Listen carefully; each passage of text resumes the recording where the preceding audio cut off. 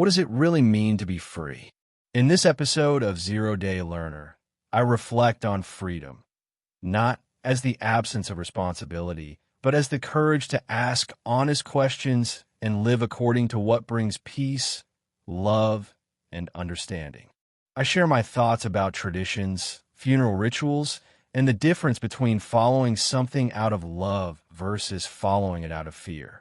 Rather than trying to argue against anyone's beliefs, I simply ask why certain traditions exist and what they are meant to teach us. I also talk about my own final wishes. Personally, I hope for simple farewell. I don't want my family to carry unnecessary burdens after I'm gone. If they remember me with love, then perhaps that's where I'll always be, in their hearts and in their memories. These are not conclusions. They are reflections from one person's lifelong search for meaning. If these conversations encourage you to pause and think about your own life, I'd be honored if you subscribed to Zero Day Learner. Thank you for watching. Episode 5, Part 1. What does it mean to be free? Hello, my name is Nai Tao. Welcome to Zero Day Learner. Today I'd like to explore a question that has stayed with me for many years. What does it really mean to be free? When I was younger, I thought freedom simply meant doing what I wanted. As I grew older, I realized freedom is much more complicated than that. We all live with rules. Families have rules. Communities have rules. Religions have teachings. Societies have laws. Without any rules at all, life would become difficult. So this isn't a story about rejecting rules. It's about asking which rules help us become better people, and which ones may keep us from thinking for ourselves. Growing up, I sometimes felt that belonging to a group also meant carrying certain expectations. Most of those expectations came from people who genuinely cared about preserving their traditions and helping their community. I respect that, but I also noticed something that troubled me. Sometimes, when people didn't fit in, when they were poor, or when they disagreed with influential people, they could feel left out. That made me ask a difficult question. Should our worth depend on our position within a group? Or should it depend on how we treat one another? I've never wanted complete freedom from responsibility. I believe responsibility is part of living a meaningful life. But I've always hoped for the freedom to ask honest questions. The freedom to think carefully. The freedom to say, I'm still learning. To me, that kind of freedom doesn't separate us from other people. It helps us become more honest with ourselves. Maybe true freedom isn't the absence of rules. Maybe it's having the courage to understand why we follow them. And if a rule no longer serves love, compassion, or wisdom, perhaps it's worth asking whether it can be re-examined. Not with anger, but with respect and with hope. Episode 5, Part 2. What does it mean to be free? As I continued thinking about freedom, another question came to my mind. What happens if we don't perform a ritual perfectly? Many traditions, including those in my own Hmong culture, place great importance on performing funeral ceremonies correctly.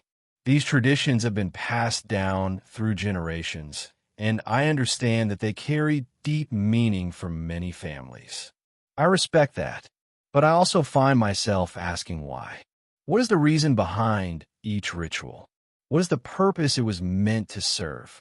I've never personally met someone who could honestly say, I know this person could not reach heaven because one ritual was missed. Or, I know this family became poor because one ceremony was performed incorrectly. Some people may believe those things. I respect their right to believe, but I've never found enough certainty to believe them myself. That doesn't make the traditions meaningless. It simply makes me ask more questions. Perhaps the rituals were created to bring comfort. Perhaps they helped families express love and respect. Perhaps they reminded communities that no one should grieve alone. If so, those are beautiful purposes. But if we begin living in constant fear of making one small mistake, have we lost sight of the heart behind the tradition? That question stays with me. Sometimes I return to the image of a mirror. When we stand in front of a mirror, it reflects exactly what we bring to it. If we carry fear, we may see fear reflected back. If we carry hope, perhaps we see hope. When we perform rituals, are we seeing something beyond ourselves? Or are we also seeing our own hopes, fears, and longing reflected back to us? I don't know, and perhaps I never will. Maybe behind the mirror, there is something beyond human understanding. Maybe there is only the quiet beauty of nature. Maybe there is something else entirely. I don't claim to know. What I don't know is this. Every question I ask brings me a little closer to understanding myself. And maybe that is one kind of freedom.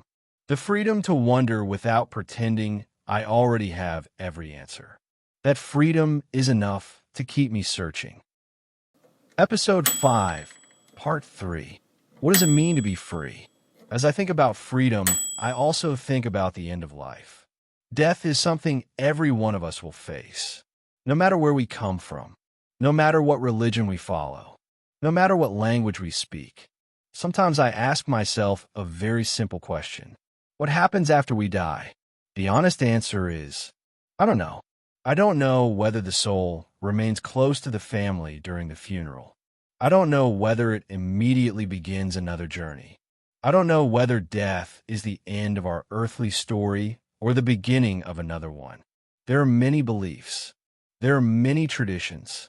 And there are many sincere people who see these questions differently. As for me, I continue to wonder.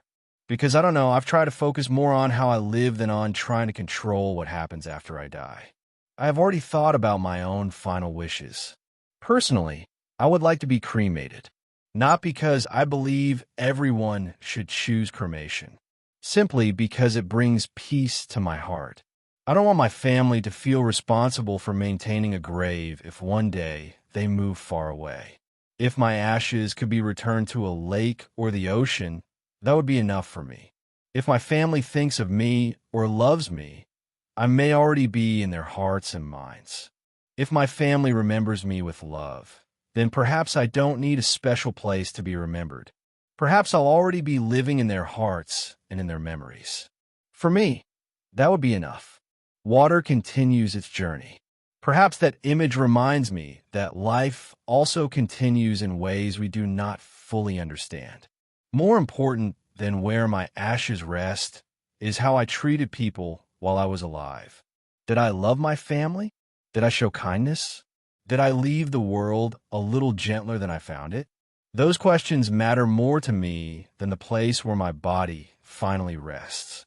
Maybe freedom is not about escaping death. Maybe freedom is accepting that we cannot control everything. We cannot control how long we live. We cannot control every mystery of the universe. But we can choose how we love. We can choose how we forgive. We can choose how we care for the people who are still here today. Perhaps that is the greatest freedom of all. Thank you for spending this time with me. If these conversations encourage you to reflect on your own life, I'd be honored if you join me on this journey by subscribing to ZeroDay Learner. My name is Nai Tao. Until next time, take good care of yourself. Take good care of your family. And never stop learning.